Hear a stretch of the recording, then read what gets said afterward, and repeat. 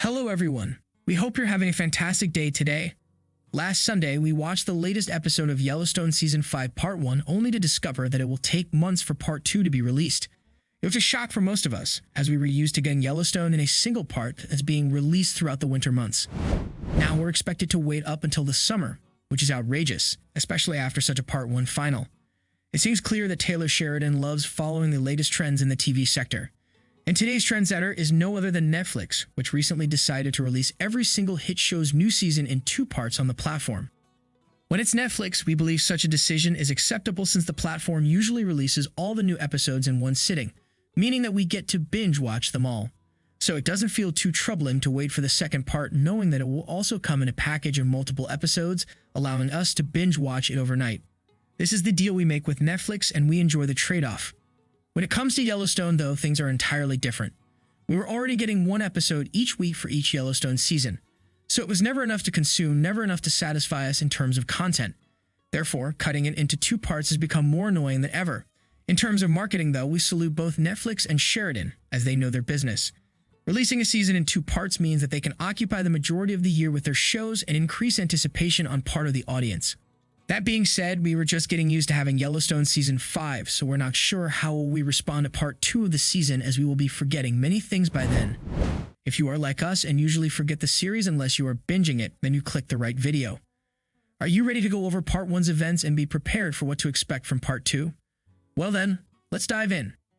In Part 1 of Yellowstone Season 5, things were quite unusual for a regular Yellowstone season. First of all, John Dutton was a politician now, making Beth also a de facto politician. Since the family was forced to act together for political gains, they had to spend more time with Jamie than ever. So the animosity between Jamie and Beth was basically on the surface, as they were attacking one another with each sentence. Well, if truth be told, Beth was the one who was attacking for the most part. Also, Jamie started a romance with a new market equities executive, Sarah. Casey and Monica lost a baby, which brought them closer to John and the Yellowstone Ranch. John started an affair with Summer, and Summer became friends with Beth. Rip, on the other hand, didn't have many parts in any of the things that have been going on in this series. The younger Rip, the one in the flashbacks, though, has told us a lot about the past of the ranch, how he became a part of it, and how he and John built a horror empire around the ranch. As you can see, things were a lot more complicated than during a regular Yellowstone season. Then the Part 1 final, aka Episode 8, got released last week, and it clarified everything once and for all. In Episode 8, we watched Jamie and Sarah finally taking the stage as Jamie called on the Senate to impeach Governor John Dutton. Why? Well, basically because he harmed the state's tourism by ruining the deals with the market equities. The interesting thing is the fact that the Senate found Jamie's call reasonable, and now they will truly start an investigation with the intention of impeaching John. Of course, when Beth learned about it, she immediately ran into Jamie's house and attacked him. At first, we felt like this will be yet another one of Beth insulting Jamie's scene, which we got sick of at this point. Thankfully, Sheridan surprised us by providing some leverage to Jamie, revealing that Jamie buried his father in Dutton's usual burial area, where their enemies lay. This was a shock to Beth, as she never knew about the true business of her family. Rip was the one who was responsible for many of these crimes, and she had no idea about it.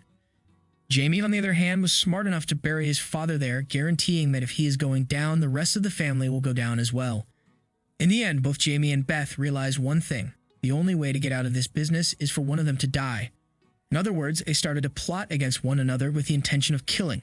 Now, Jamie consulted Sarah on the subject, as he knew Beth was going to kill him if he wouldn't do anything. Sarah, being a true femme fatale, stated that she knows some people and will help him for sure. This means that they will work with professionals and will not leave this up to chance. Beth, on the other hand, went to John and asked him if he would be okay with killing Jamie. Well, we didn't see John's answer. But in Season 4, he clearly expressed that he still cares about Jamie and cannot handle his death.